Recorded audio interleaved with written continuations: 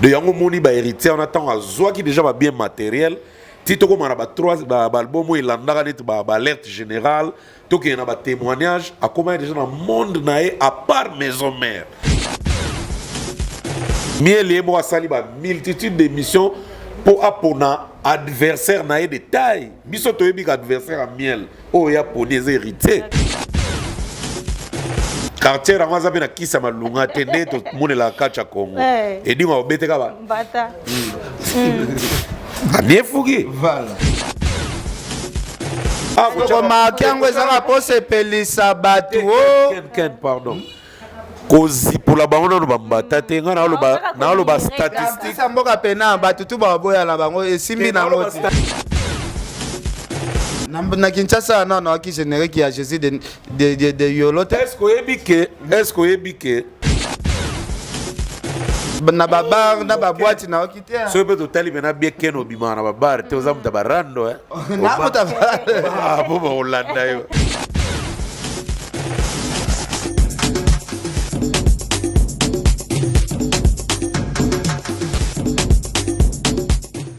abonnez-vous massivement. Abonnez-vous.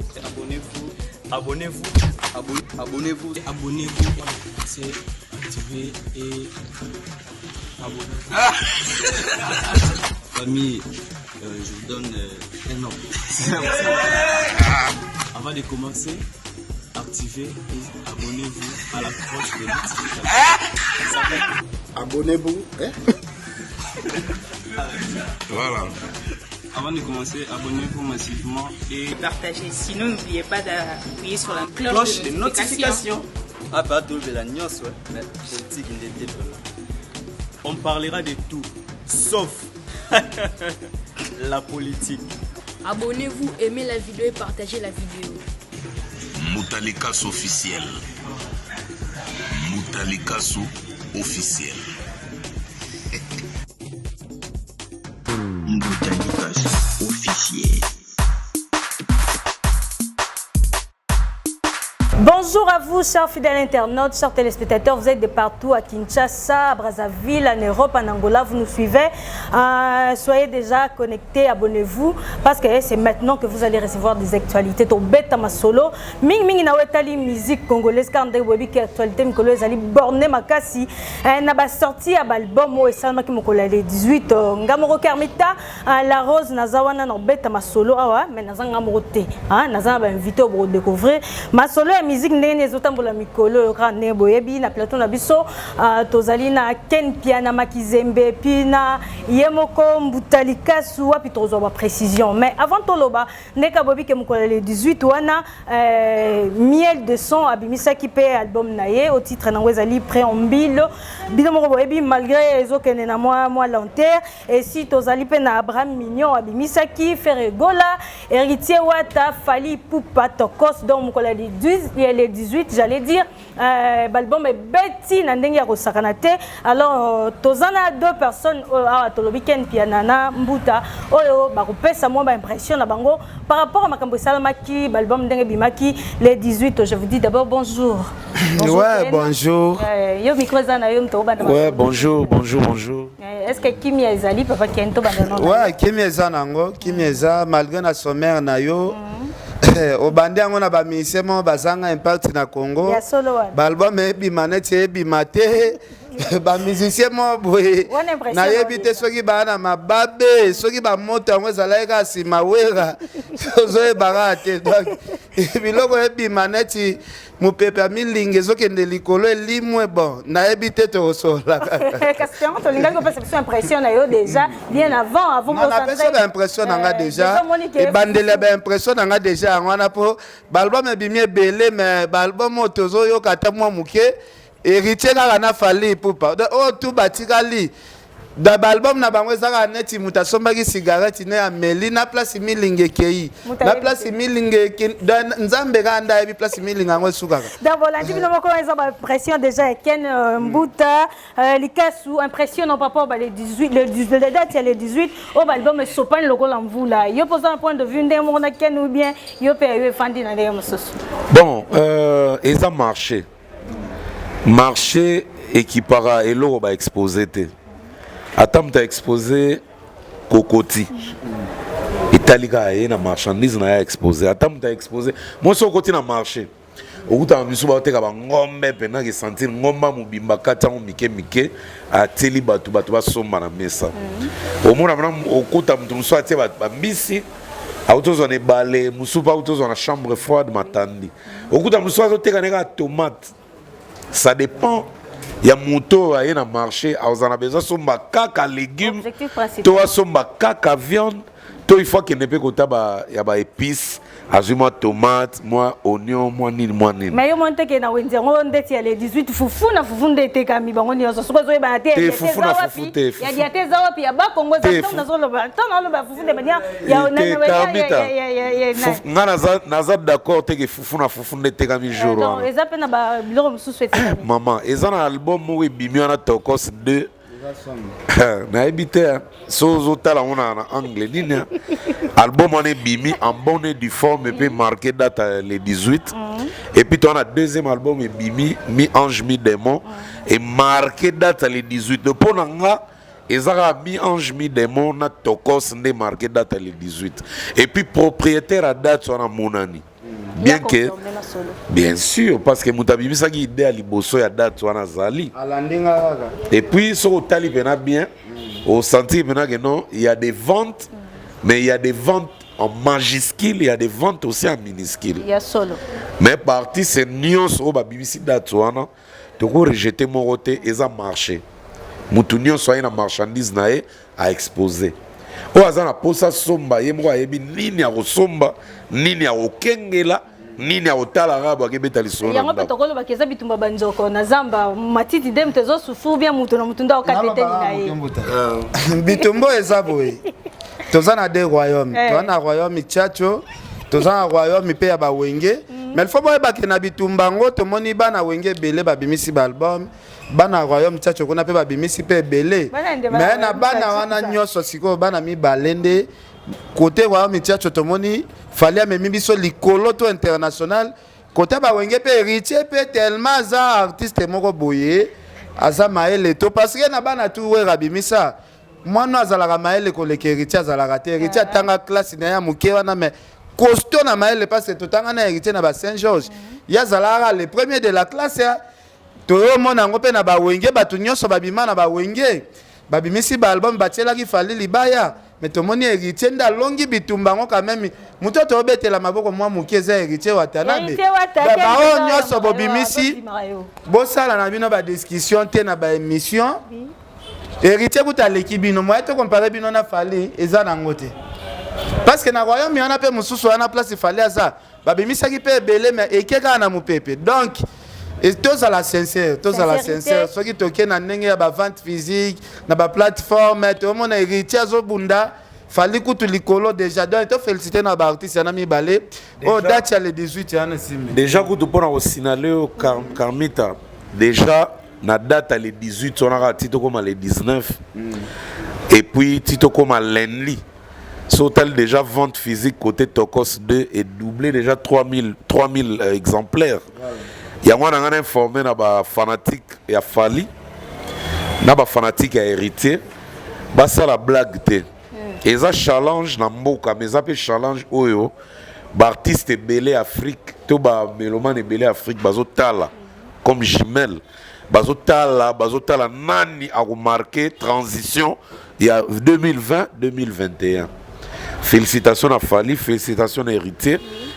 Déjà la physique fallait dominer parce que tant que ça la autographe excité qui bato somba comme il faut à ça qui tour ya ba Fnac nyonso et puis à BBC en physique na ba Fnac na ba Amazon surtout yo Colo Recherche non Colo Recherche te même ken na la recherche ngai na sepela ko landela pona se tromper te pour exemple information msuto ya nango awa au pesi mais aux yeux on a les ondes on s'est trompé. Tant que nous vérifions, au moins que nous et ça l'est moins erreur. Au début quand on a ça l'erreur on a là la pongité parce que dans un monde on a le servir batouté. Et pour tes la batou mususu batala raté. Alors c'est la rara à mon ken à mon ambutalikasu à pour mon ayeba évolution est normale.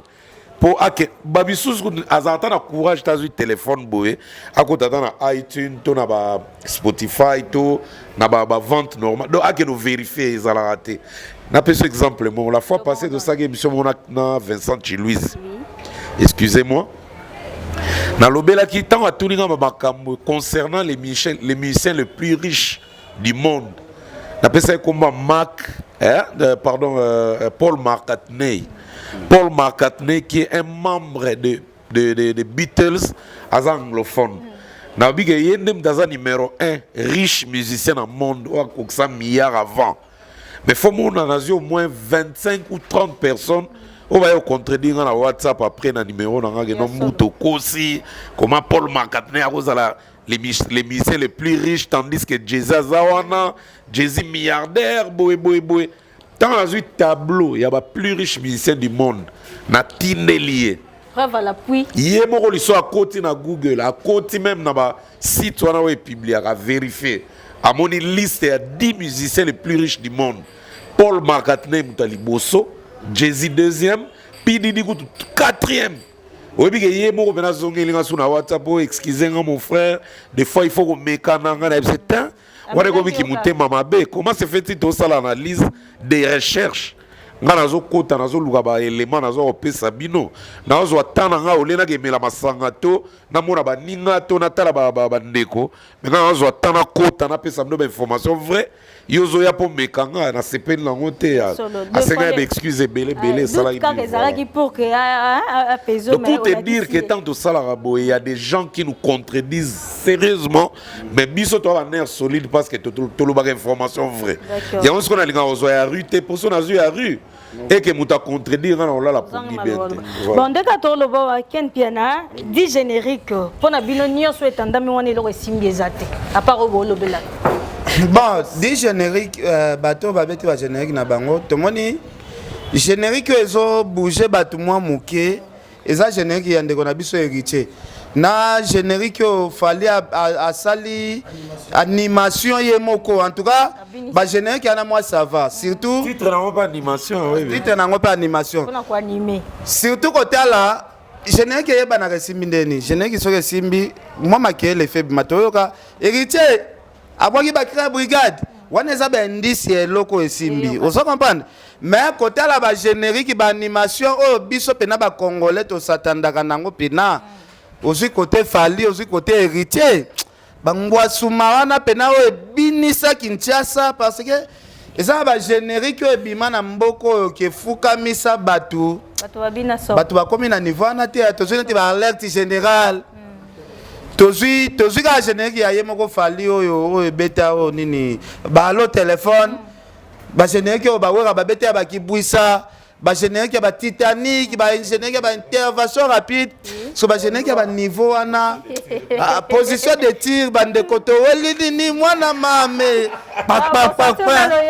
est-ce que on a loko wana ndenge ya on a loko wana position de tir to weli ni ce qu'il faut sentir attention Carmita primatel le po ya kana neti masa sebeta ozobenga une nostalgie mais c'est des œuvres qui ont marqué dans ces pays quand ils chantent ça c'est comme là on a kamwaka le roi a au moins ça la banalise ce comme il a pointé Timotoko non au sécaté s'il te plaît au moment où yozo seka au moment où yozo seka bato ba somba album na position de tir ba siliki ya solo parce que au moins le rozo minimisant donc na roye biso vérité parmi les génériques qui marquent RDC ce tangi ba Titanic to tangi ba intervention rapide to tangi ba Kibuisa faut autant un peu position de tir non position de tir renia makasi ya boya kuteza ya mwana moni tant ken a lobby on a lobby merci voyons c'est qui on a nostalgie te ça ba générique qui marquent ya solo wana merci beaucoup Mutali kendage porteur Jona Mbajuna mbafuba beta bilo ba danger ba kokota siko non to kumisa na biso musique na biso lelo mais to reconnaître ba yaya wana ba sala musala oyo ba mbuta baza parmi ba yaya oyo to remercier ba sa ba frappa danger ba tia ba likolo trop ba frappa danger ba tia ba non mais les locaux lobby a dit générique na ko baksa boy bakisana to ebi ke banzembe bimi oui to moni pe ke Bon, autolobeli plus te souligner à Ken Eza et le 18 décembre. Le 18 date marquante. Bien sûr que autant de miel de son. Miel de son, ce qu'on conseille au PSAE, il faut marquer dans l'actualité. Voilà. Il faut marquer parce que miel a outil un challenge, a outil un orchestre challenge, a outil une maison mère. Vous voyez que miel a annoncé l'album, ça fait même 2 ans. Il annonce et à une certaine époque, je crois l'année passée, dans mon même abusage générique, mon balata barafia. Mais va continuer à promouvoir. Et ça l'a vraiment promoté. Il y a un moment où on a se déchaîné, on a lobby l'autre. On a habité, il faut que vino parce que nous avons même artiste. Nous n'avons pas si tout le monde a tant de ça à l'œuvre. Ça moi bien. Nous avons lobby dans miel, félicitations et bravo. Nous avons largué le 18 décembre. Et je salue Gary Iwe, le GI, en dehors des États-Unis, où ils ont poids pour les locaux. Parce que miel a offert son moko. Mais ce que nous avons dans miel, les années. Koloba eza bien, mais qu'on marque peu actualité eza autre chose, eza différent. Ngara au préféré à se concentrer dans musala, à ça la maman na promotion pour ba venir za ma bête tant gari a tindelinga na landi na comprendre que mieux la bête à côté mais l'actualité azate. Mais que bana mais surtout ceux qui ba lobby phrase meilleure ko bomana bola munyo som ta lobby hein. Tete ko boma bola mu wana na kozala vraiment méchant. Mais na olobake pardon kente kena batasa ni musique te mais la sali musala na e malamu so yoki album a miel eza mabete parce que lo ebomi miel ya nini yolo atate yolo Gims lo ebomi miel de son eza yolo parce que tout l'artiste a yolo vraiment bilo to ba bimisa et simbate la cause c'est simbate bat nyonso yolo Mata Gims soit bimisi rumba et simbate bana yolo na minute neti pona miel na la kolobanine na place que à ça la émission bato ba santa gazo s'acharner héritier watana béton na artiste mususu.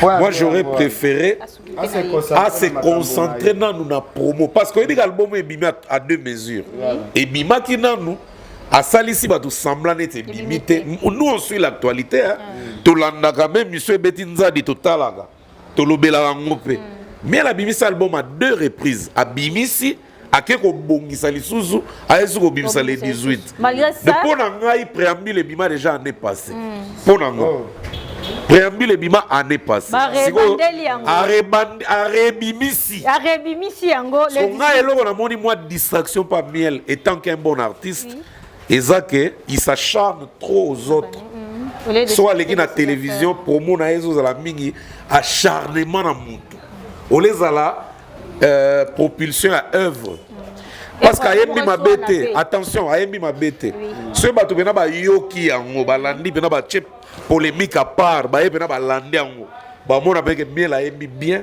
miel la bête ba sebena bien miel la mini bien parce que le problème qui est là c'est quoi il s'est trop donné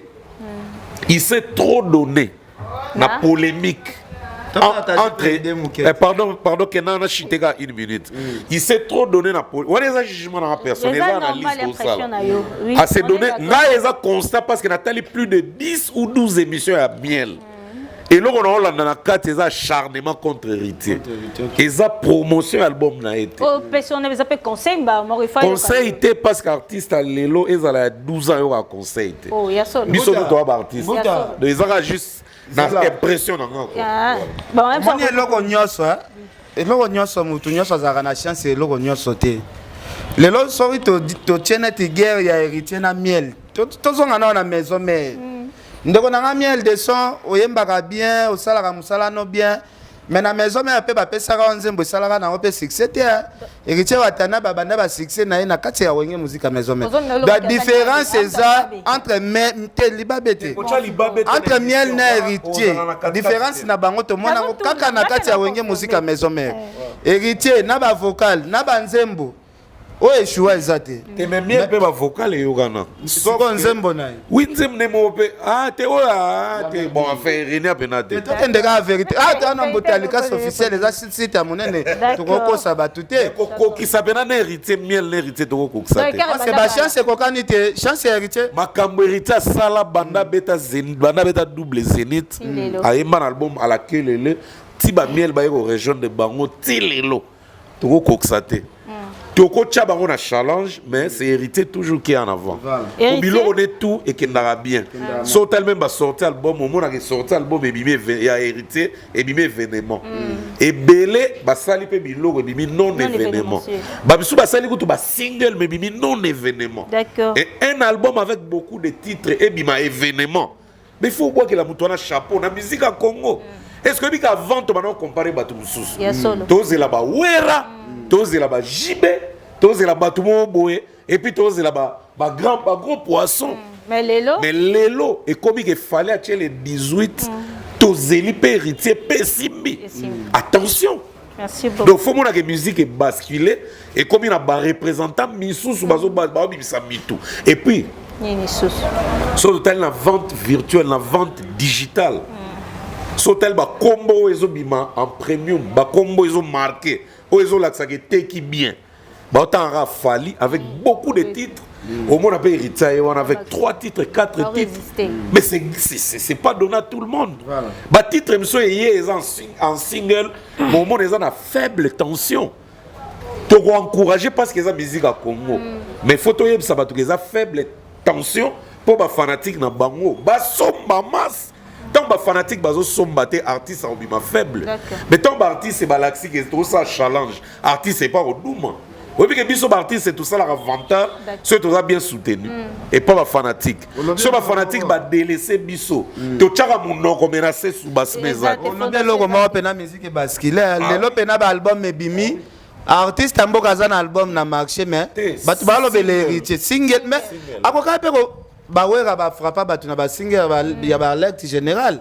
Alors, dans la lettre générale, ils ont épée. Ils ont 3 titres, ils ont épée. On a un terme musical existant. Mais single, c'est un titre seulement. Si mon artiste ça single à 4 titres, donc on a moins vide dans le cerveau. Il faut que c'est bangoté. Single et moko.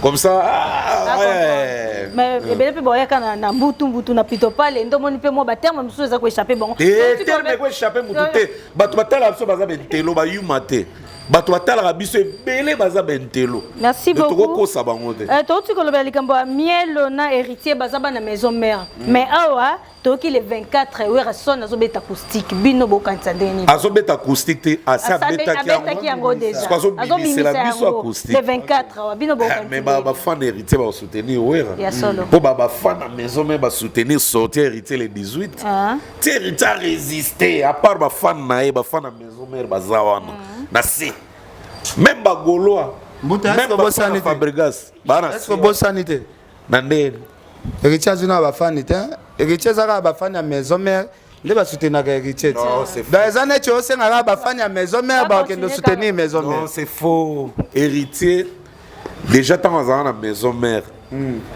azaki na maison mère ba fan na maison mère ba nzoyi bazo sepela na héritier ba soutenir héritier mais héritier a créé déjà monde na na kata maison mère na bosanya est-ce que big héritier na maison mère à part génération ya ba scram mais c'est Poutine c'est Léo compteur n'a pas raison hein à part génération ba Poutine ba Bill Clinton ba artiste Mboka ba oui ba o ba en masse wana monde ba créer un monde oui que maison mère zaki wera son et wenge musique à maison mère nga mona motoneti Alain Mukolo waza na mbongo ebele fanatique ya BCBG mais azali pe moto héritier alors binga soki na ka rap ya wera eza pona héritier soki héritier alongwe la samba na kotiaka lisu likolo te seke batango bazali moni ozongi na raison ngana na oyeba bongo pourquoi Kamita tango ba bibisa ba nzembo moni oyebi nzembo wana Veliot oyebi mana na la kelele nzembo Veliot nostalgie ya lelo na moni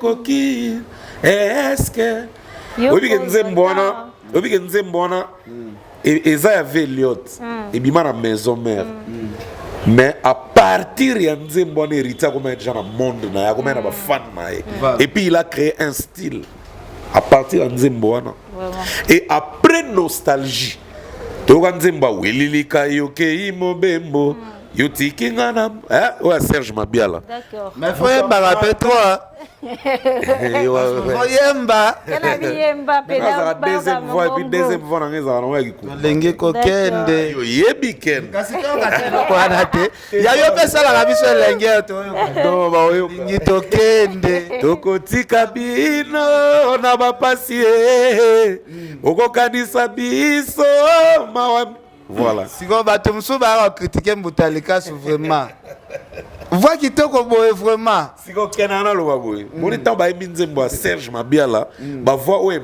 c'est posant na nzembo na ya wateza na kati voilà et marqué peu déjà na kati album d'accord donc album à laquelle le so tali pena bien artiste amboka tikela héritier tâche moko boye akumbela voilà et puis ba fana ba mesana ngane mbala moko après wana ngai tema toaki bato ya ville ba période wana toaki na bana mike toaki na basi te na bandaku bon nga naki baya na mwasi me nazali na kobima héritier azalaki trop ville et puis acréa monde na ye na ville ti alongwe asala masse yango moni ntango alongwa automatiquement abeti basale moko boye na baville bato plein abeti basortie officielle bato plein acréaka da monde na ye même mpe na baorchestre biso même quand ne ozomona pa bina file wana apesi bamusicien bavoiture non kaka nde bamusicien wana bazwi bavoiture omoni musicien arme na liboso ezaka mutuka yango bureau mobile art na mibale finance so aza na mutu moko azotya poids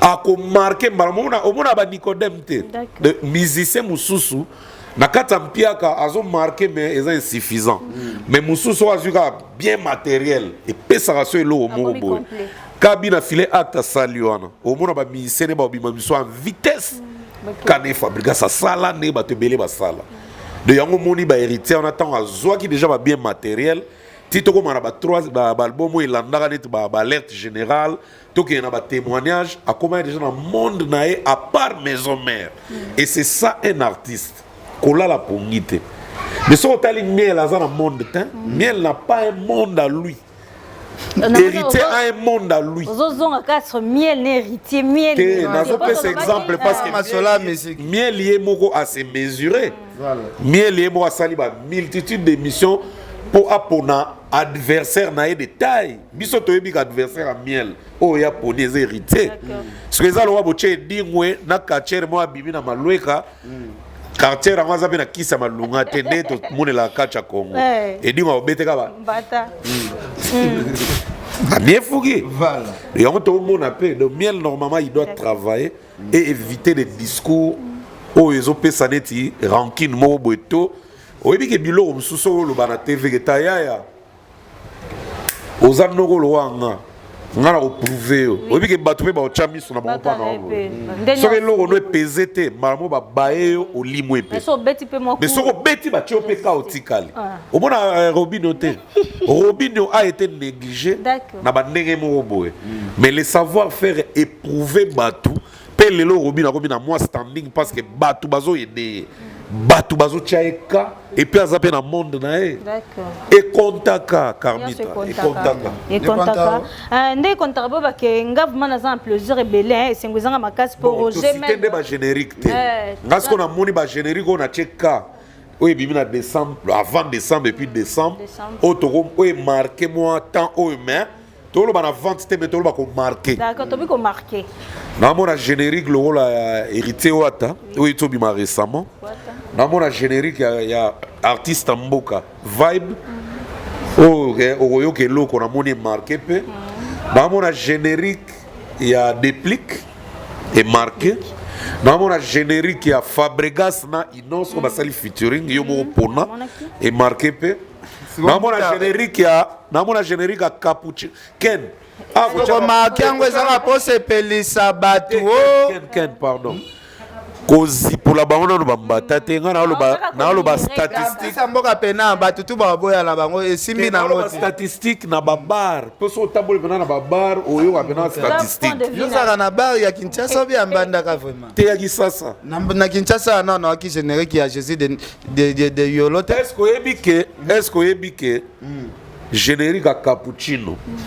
so tambole na quelque bar oyo eyokana oyebike yo moko pona générique à cappuccino kutu akabarate soki yo moko pona ya fabrication na ino so tambole na quel na babar oyoka na okaki na téléphone na loga shua na babar na baboîte na okite so pe totali mena bien keno bima na babar te ozamu ta barando na muta ah bo Hollanda yo oui na totambola pe na car ozo le car mata ba vitre ken bo car no za climatisé car no climatisé tozala kana yo erbo to kota na mutu ko mata vite bango ya fali na héritier na yo kandeni nakati mutu ka ya bango kande na yo kande omoni ya fali na héritier atoke na bar te ato otamboloka na mutu ko mati ba vitre ka tango zotala ka téléphone ezo beto retour.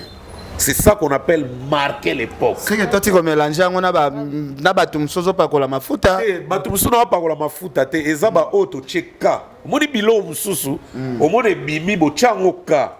Et puis DJ pas zo courage ba pie mbongo ta beti yango. La volonté na ye. Toko zo pe ya Bill. Obi ke Bill erenie pena tene toko lo ba ke erenie. Mais soki na quelque bar oyo ba pena ke Bill pe beti.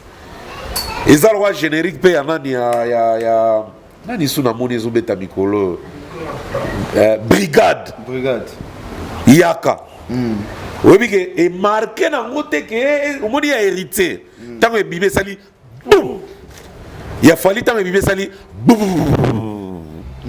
ezipiki esali bawe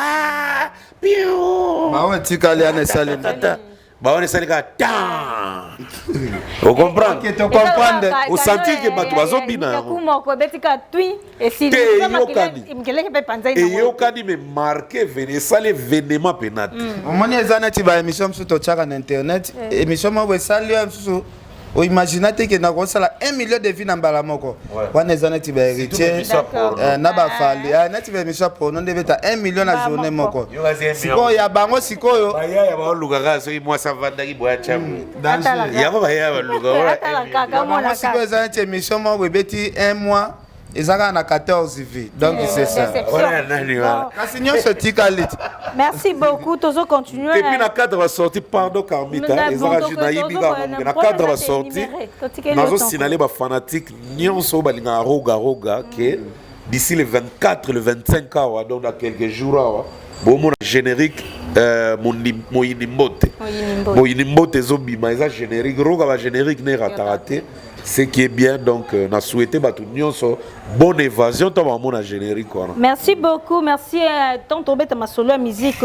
Nangana Psavino que Nazana Makasi que Roger Mel Azali peut nominer na Karma. Je pense aux gens de précision sur ça. Non, Roger ML, Roger ML a ça la pas JB. JB ne moutazan nominé na Kama A. Kama Wa. JB nazan nominé na Kama A. Roger ML bazaba parmi bato marketing ya JB bato basala la JB marketing. D'accord. Parce qu'on a habité yo na Google lango. Ceux qui n'a pas j'ai Roger ML nos informations bien précision non précision ça que pour nanga tout tika Roger ML les mots à expliquer parce que tout le bel on a ken na 3 émissions que ba membre ya bureau à BCBG au web internet bien bon expliquer batou comment ba ko voter. Parce que Jibaza nominé na Kamawar et ça en 2021 to boité. Mais yango ya sensibiliser ba fanatique ya BCBG pour battre belé ba bengi ken battre belé ba bengi muta na cadre au lobage non tozoe bandinga ko voter te. Parce que Roger Mel a eu temps na a sali moi vidéo ala kisi ndenge nini bakoki ko voter. Oleke ba benga biso batuna belé batala na émission oyo batala partie ya vidéo auto la sabango ndenge Roger ML a eu temps na a expliquer ba fananyo so BCBG ndenge bako voter papa chéri. Attention. Oui. Papa chéri a nominé mon côté na ba congolais. Baza nominé na Fali. Et puis baza nominé na catégorie moko. Best Artist Act. Donc il fallait avoir nominé na wana, j'y vais pas nominer na wana. À part cela, il fallait avoir nominé na catégorie moussous. Best vidéo à l'autre téléphone. Donc c'est différent. Parce que Roger ML a yoka ki biso nege to lobaki, a sali ko vidéo a expliqué ba fanatique, neni ba ko voter. Donc le to loba mingi. To tik Alain BCBG na whisky balakisa biso ndenge Roger Mel alobi comme ça bon tozonga na plateau mosaka yo pesala mosala ya promotion ya ba trophée papa chéri soki ba chrétien wa ça bien te so ba chrétien papa chéri disque bi matin 10 ans nde ya bi expliquer te nana expliquer muta expliquer juste que les ara Roger ML ya on besoin ko interpeller ça va déjà musana te to signaler nde na ba public nde ba olanda biso bo leke biso to lo batro to tili ba on ko vidéo balanda moi quelques minutes ne Roger Mel a expliqué biso neni bakoyi ko nomination o pena ezali solo po o mosaka ya ka so bal de match e bimana décembre ezala lokutation nomination on de peneza makambo solo. Bon là to sengi na Alain BCBG a perception mo extrême qui bon to bon BCBG bon ba ko luka ndega mais ayebi penega voter. Bonjour et excellente journée à tous les vrais des BCBG, à tous les vaccinés de Salvatore, à tous les convaincus de Bin Adam, pourquoi pas à tous les amoureux de la bonne musique ainsi qu'à tous les internautes. J'en profite de cette opportunité pour vous faire cette petite vidéo afin de répondre à vos différentes requêtes pour vous montrer comment voter pour notre leader Jibin Piana qui est nominé dans la catégorie de Best International Artist dans Kama, qui veut tout simplement dire Caraïbes Afro Music Awards, qui aura lieu à Londres. Et sur ce, il y a quelques étapes à suivre pour voter. Voici la première étape. Vous cliquez à l'aide de votre curseur. Vous cliquez sur le lien Kama Award. Ça va vous ouvrir une nouvelle fenêtre. Et la dite fenêtre doit s'afficher de la sorte. Ça, c'est la fenêtre des organisateurs, de la page des organisateurs. Il y a encore une toute petite fenêtre qui vient de s'afficher. Vous serez obligé de supprimer. Voilà. C'est comme ça que ça doit s'afficher.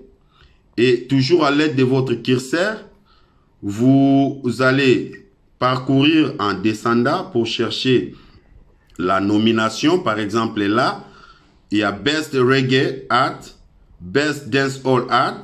Et notre leader est nominé dans la catégorie de Best International Art. Meilleur artiste international, c'est par rapport à sa bonne musique, à sa musique pure, à ses œuvres. Raison pour laquelle notre leader est nominé dans cette catégorie. Best International Art. Vous cliquez sur Vote, Vote Now, qui veut dire voter maintenant. Ça va encore vous ouvrir une autre fenêtre. Et dans cette fenêtre, vous verrez les noms, la liste des nominés. Voilà. Vous parcourez sur la liste, vous descendez, vous descendez, vous descendez, vous descendez, vous descendez. Voici les noms de Jibin Piana. Vous cliquez sur le cercle qui est à gauche, le cercle qui se trouve à gauche de là où on a écrit Jibin Piana. Vous cliquez là. Voici comment ça doit s'afficher.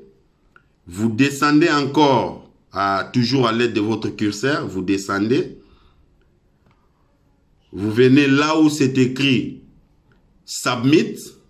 Submit, ça veut tout simplement dire envoyer. Vous cliquez là, envoyer. Moi, comme j'avais déjà voté, raison pour laquelle c'est écrit You have already voted on this poll. Et après avoir voté, vous venez encore de l'autre côté en descendant toujours à l'aide de votre curseur. Vous écrivez votre adresse email ici. Par exemple, pour moi, c'est R. Moulenda. Comme j'avais déjà voté, c'est affiché déjà. Et après avoir mentionné votre adresse email ici, c'est pour vous enregistrer dans leur page. Vous cliquez Send. Send, ça veut dire envoyer. Vous cliquez Send. Voilà, vous avez voté. Et dans le cadre toujours, il y a Kabola Bilenga Papa Chéri pour une meilleure compréhension. Pour na bino baeboza na posa ya voter. Pour na voter, oya o cliquer na lien oyo. Kama Award.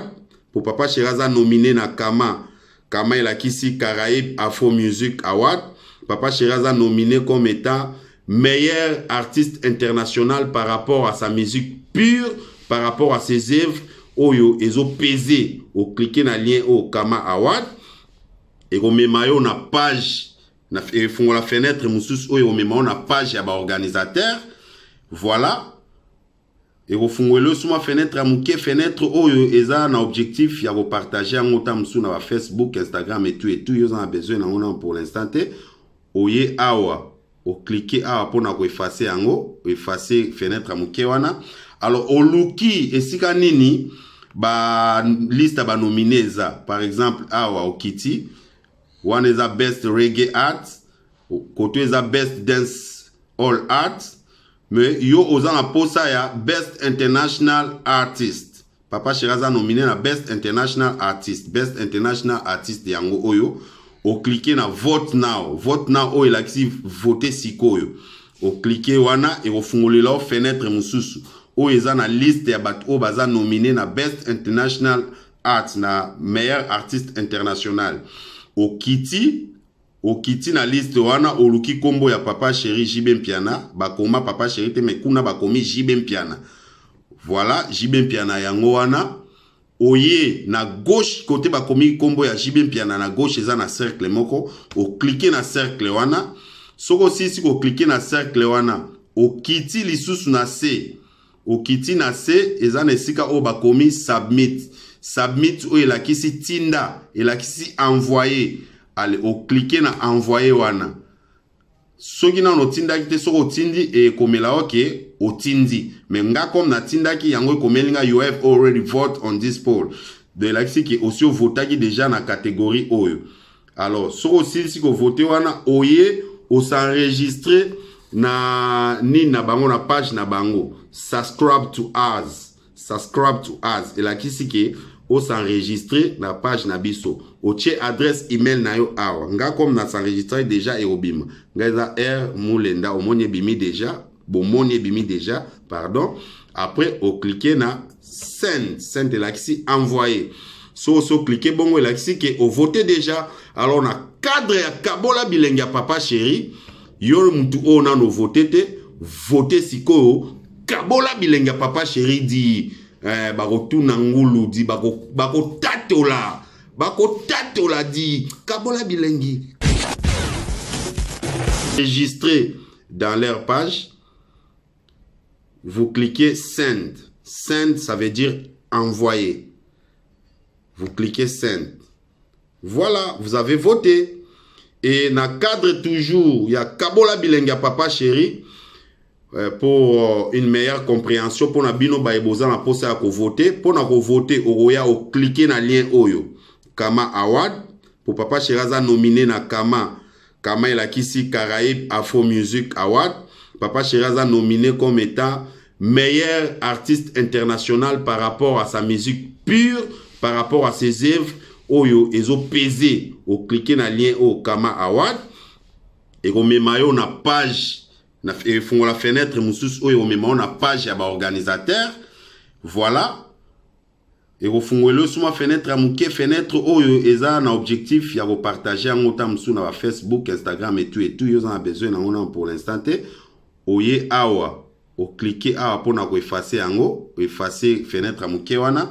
Alors au luki esika nini ba liste ba nomineza, par exemple awa au Kitty one is a best reggae art, côté is a best dance all art, mais yo ozan la posa ya best international artist. Papa Chiraza nominé na best international artist yango oyo o cliquer na vote now oyo la kisi voter sikoyo o cliquer wana et o fungoli la fenêtre mususu ou ils ont la liste ya bat o baza nominé na best international art na meilleur artiste international.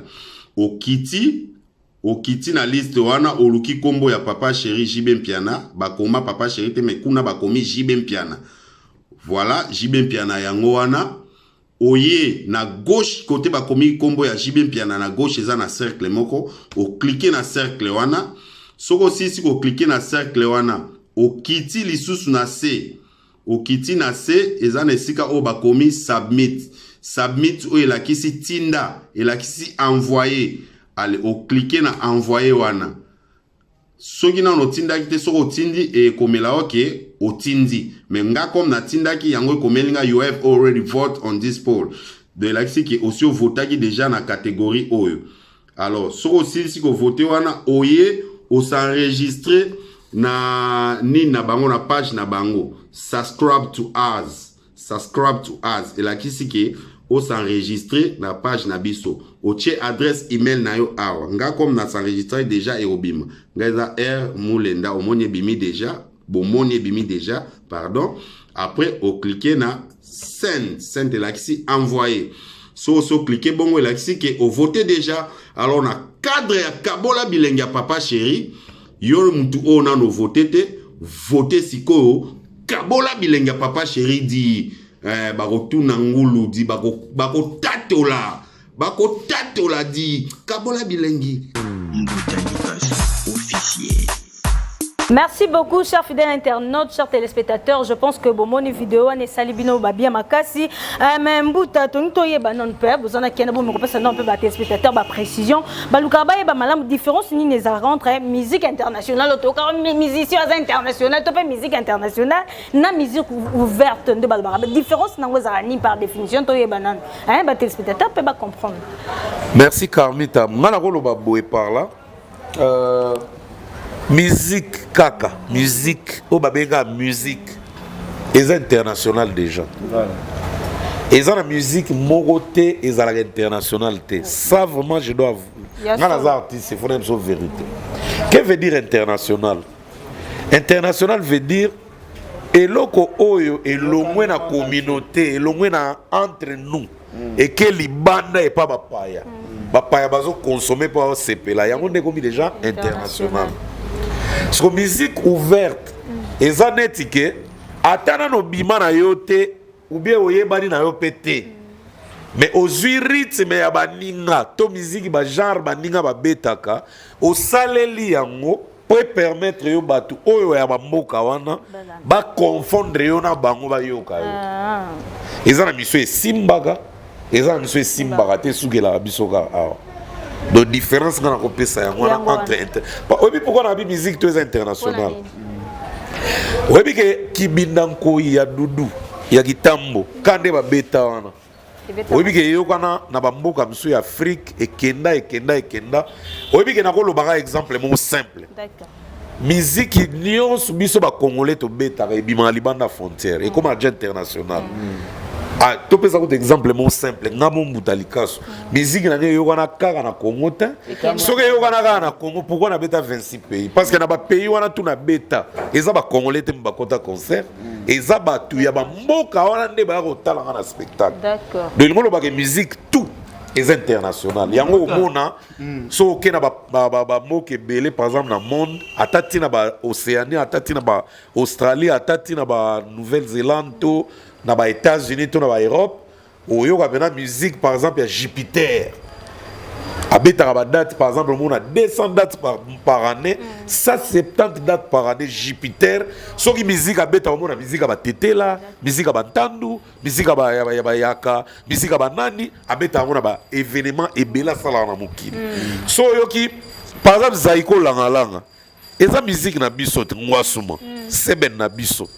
Mais Kassav va réussir à yiba zaiko bâtiment na bango et on va mettre l'anzemba si bois nena danser si bois pourquoi comment kuna ils ont un rythme na bango donc musique tout auto betaka awa na Congo ils ont un international et ça ce que la différence c'est ça musique internationale les alliés ya mpiaka na musique internationale il y a comme un millionnaire dans le sens que problème à langue pe problème à langue pe il y a un gros quoi ça la fait différence rapport à ken langue et linga te ko la musique aux internationales voilà na ko exemple mon simple Papa Wemba bimisa album Maria Valencia. Est-ce que que banzembo nyonso ayemba na lingala? Les album ouvert. Album ouvert maemba tout na lingala. Est-ce que lo quoi? Bien qu'on yemba pe en anglais, bien qu'on yemba pe en français, bien qu'on kota pe portugais, mais lo quoi yemba banzembo belé na lingala et kenda pe la gisa. Batuloko ba konono. O bazwa Grammy. O to mona na vidéo ana. Baemba na kintandu to na kizombo to na balang na bango kuna. Mais ekenda. Langue bene contacter, lo ke contaka elengi ya eloko bo reproduire et komeli banani. Et puis mingi ke na ba branchement pe na ba promotion. Na mbote a différence pe ezala mingi to mona ba mtsu ba mettre game sinde baza ba mettre la musique internationale tout ça. Tout le monde a un producteur, il y a une production belé. Au monde a un ça va falloir, artiste Mboka, Mbotelka, ça va payer belé Afrique. Peut-être que nous pouvons avoir un payer belé Afrique pour les Maître Gims. Mais Maître Gims, c'est ce qu'on a bêté dans le pays Europe, peut-être que les cailloux. De là, c'est que communauté en Europe et ngindi saka artiste mbangu koleka muto asobeta na communauté africaine. Attention que na ko souligner be point wana. Lobana. Oui que Maître Gims aza congolais.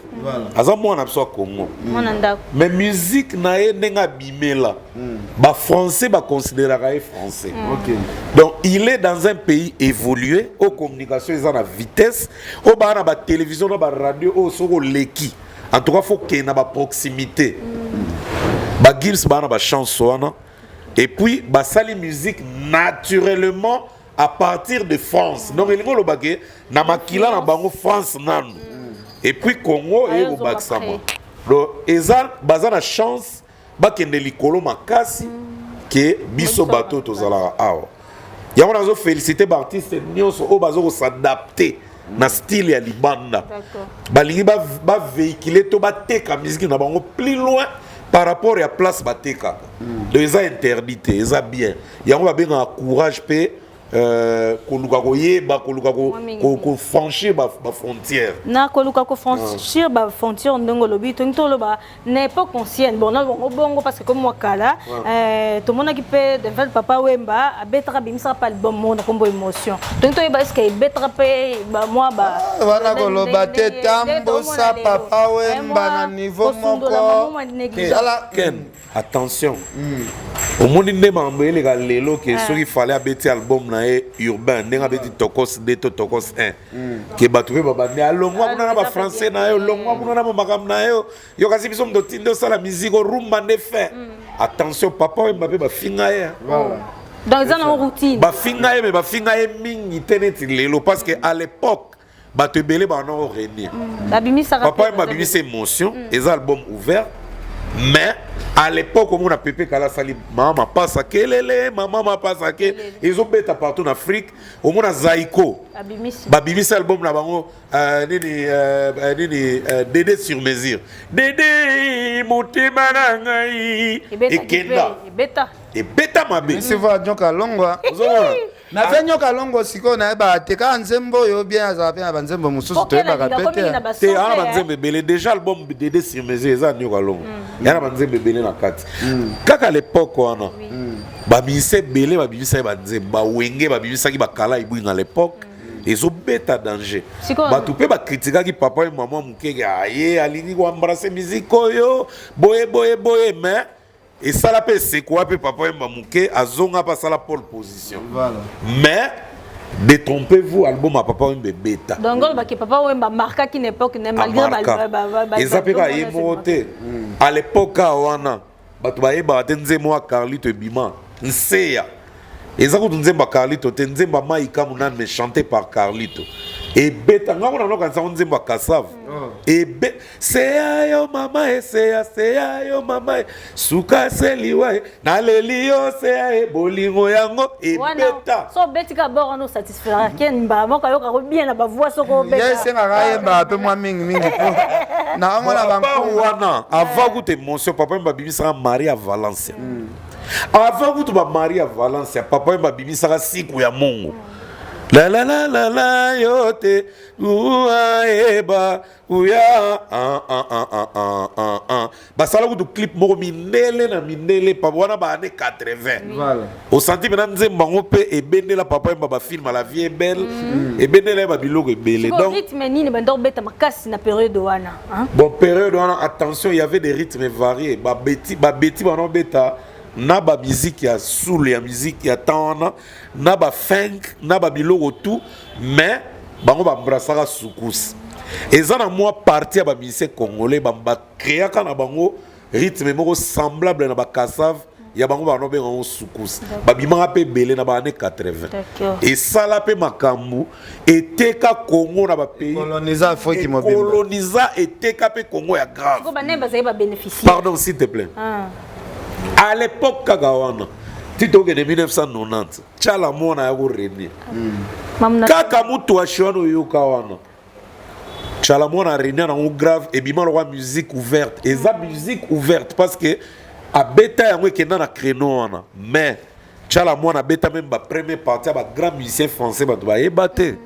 Il est pas représentante, il y a musique ouverte. À Betty Masikini, il y a Mama ya Tchala Mwana parce que bandi abeta Olympia na ba annexe 70 côté ananga na ko ko s'expliquer wana pena na zobe ra okota kota pona ko rattraper ba ida zoloba abeti Masikini na ba annexe au moins tant table abeti Olympia na 1970 Mutami balé a Ozana Olympia za Betty Masikini ba documentaire na uteza moi si et après tant abeti Olympia wana première donc la première artiste congolais a signé à Zénith après pour Kassa Vereniaki et betaki Zénith na ba année 85 86 wana yebani monde entier a signé à Zénith Mutalboso abeti de fatin abeti na ba Chine abeti so azalaki tinda beta Zénith Mutalboso oui na Congo abeti beta Zénith Mutalboso abeta on a ba 87 je crois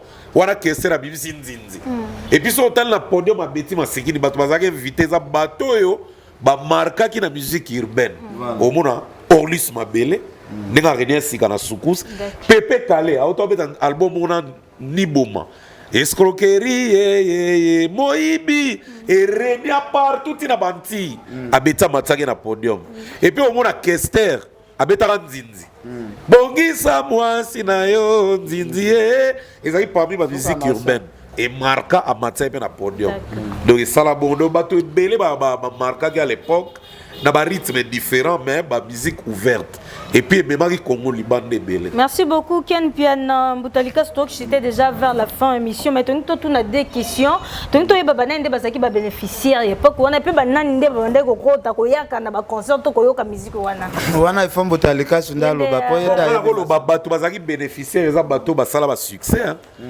parce que bato ba sala ba succès na ba rythme autre à part neto beta ba ngwasuma na ba rumba au mona Tchala Mwana par exemple a bénéficiaire Tchala Mwana beta ba grand concert na monde Tchala Mwana beta tina ba Italie au sentiment que ba italien gambaye musique nezaki et kota qui partout à part y papa Wemba Kester pas bénéficiaire parce que na ba Japon ozomona a beta pe ba événement belé zaiko langa n'en parlons pas kaka na ngosuma na bango ba pesa feeling ba pesa elengi partout bato belé ba loko Kanza par exemple abima la musique urbaine a évolué en ngo abete la ngo Apollo oui que premier Congolais beta Apollo c'est le Kanza donc na loba bato ba bénéficier na ngo bazé belé et ça bien ba artiste mususu to autant a komona ba awate ba bénéficier pe na musique ndenge ba kota ki ba rythme gauche droite ba changer même rumba ba comme ça on combo mususu ba on peut ba bénéficier donc na loba ba Pepe Kale ba ba la na ba on dit la soukous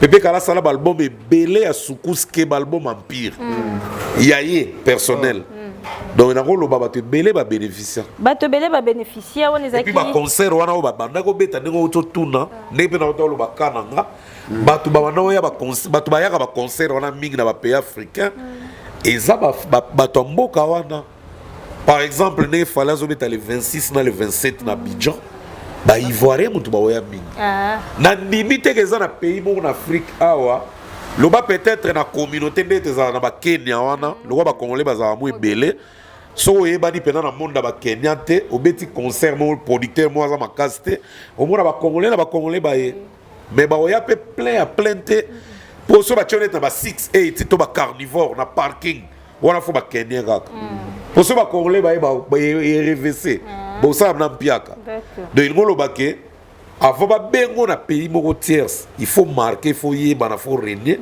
après ba bengo yo marquer obeti bato mboka na mba okota. Bien sûr. Merci beaucoup, chers fidèles internautes.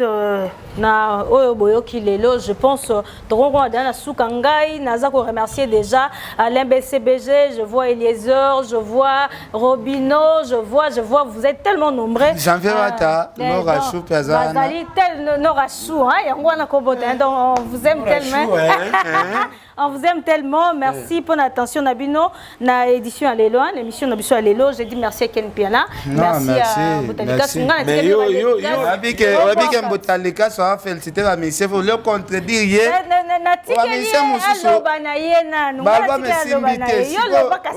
Félicitations. Félicité par rapport félicité par rapport à succès. Félicité par rapport à travail abattu. Et ça, par exemple, un garçon au Jazz Royal. Abimisi nzem kitoko balisage ya fleuve Congo. Ngana yoki amo etikenga. Avant na Londres. Nzembo wana tango asali yango. Ngai eloko etikenga ezani. Do fleuve to mona kaka fleuve normal. Nzoka basokola kango. Est-ce que moi mususu akoko matina ba âge ba 20 ans, ayebite ke basokola fleuve. Basokola ngo. Mais oui, balisage. Et ça, masuwa moko et bandaka pena banda na sud et matiti le long ya fleuve ezo lavango et long la ba mabele. Mais à l'époque Carmita ba village au baza tout autour à fleuve. Bando ya kisasa mingi te. Bando ko vanda bazeli ba moni marchandise bazui marchandise na bango. Zone de salmi tellement makasi. Ah, on comprend. Parce que fleuve est comme trop saturé comme na mabele trop. Bazo balizango te ba masu ezo kende na vitesse te. Ba masu ezo kende ozo biloko vomate. Alors, koyoka nzembo ndengo wana, n'encourager te pourquoi. Ata René te. Mais ils ont quand même idée ngaye kolisinga et pesinga pe mayele. Ils ont ati ba Chuck Luciano.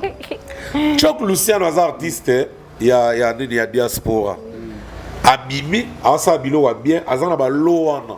Faut te féliciter na ndenge wana. D'accord. Ils ont la mina bonche chanteuse mo allemande, ma yemba na lingala.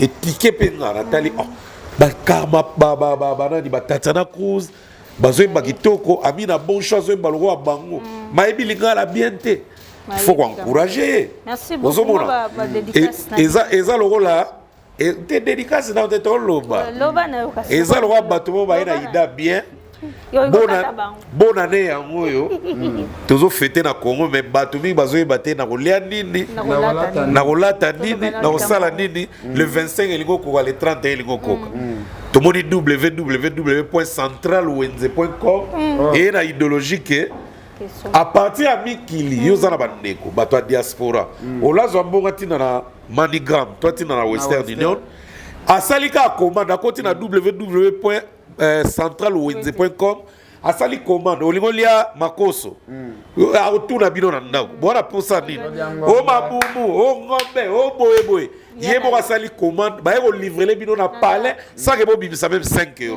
Voilà. Et ça ba ida on a ba suka na ba idea ole emsu bwana mama mo bwa koli na palais a déplacer mo mobulu ba yo tikele stock tout ya biloko en tout cas ça ba ida bien et puis ba na chambre froide ba na ba dépôt ba na biloko tout ana Congo et te ka ma rappel danger ezaka wana te ba ko tikelo pe loso fufu marabutu et ça ba bonne idée. Merci beaucoup. Voilà. Merci beaucoup Ken Piana. Tu le micro en tout cas fondation Christian Luinda Mapé ezo kendo tika biloko po ba fête ezoya mais ba famille belé pe difficulté ya fêter en tout cas fondation Christian Luinda Ma et tika en tout cas Oscar Maritoupe tozozela kaka ndenge tokoya pe problème ezana siko ngana ken tokokende pa Oscar Maritou millionnaire en kilote siko bakestion tokotuna Oscar Maritou aoloba yango bato oyo mituna bango batiango groupe électrogène to eza normal mito yango ezosala obi ezosala mpona kosala ezosala projet boye sikoyo tokende mpe limete comme bango bajoko balembaka mwa mokongo boma roger ngando alakisaki biso soki omeli ofrape mwasi makasi tomemela ye mpe po azalaka mpe na makasi na terrain toyebi te bouteille moko ya asomba yango combien po roger ngando mpena en tout cas merci ndenge olakisaki biso place wana en tout cas esalaki bien donc client ya roger ngando mpe ale de BCBG alobi apart kuna alakisa biso mpe babido mosusu mpe koto au-delà ndenge wana pardon Carmita anapesa mbote apesi mbote na Jeannette Malangi mama sociale Mitterrand Champagne les champagnards en direct de Luxembourg Clarisse Tanga Mouyembi Motema Guilenga Ntsebe mama EVS Bell Kelly Kungiston napesi mbote na Papingi numéro 11 ya Portland en direct des États-Unis petit nanga Makongi mascotte futur canadien Makoko ya yo yango wana Leslie Dita et puis Omba Okito en direct de Gabon donc bandeko tout bazolanda biso il y a Claude Tembe en direct de Belgique na peso mbote belé Jean David qui a mbote mokonza Coca-Cola mokonza Coca-Cola barbi ya yango wana tozaki na singo makasi ya osala bino émission pona lelo donc on vous dit merci beaucoup merci bo s'abonner massivement tozan pour ça Mutalika officiel donc vos appels tout ça tozan ngo pour ça biso na bino to monani merci.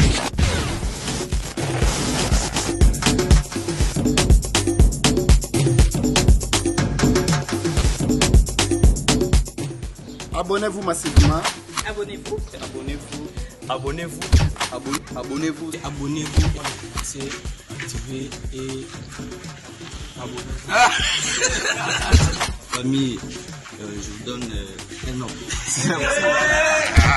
Avant de commencer, activez et abonnez-vous à la cloche de notification. Abonnez-vous. Voilà. Avant de commencer, abonnez-vous massivement et partagez. Sinon, n'oubliez pas d'appuyer sur la cloche de notification.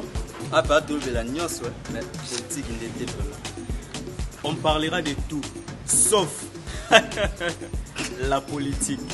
Abonnez-vous, aimez la vidéo et partagez la vidéo. Mutalika officiel. Mutalika officiel. Mutalika officiel.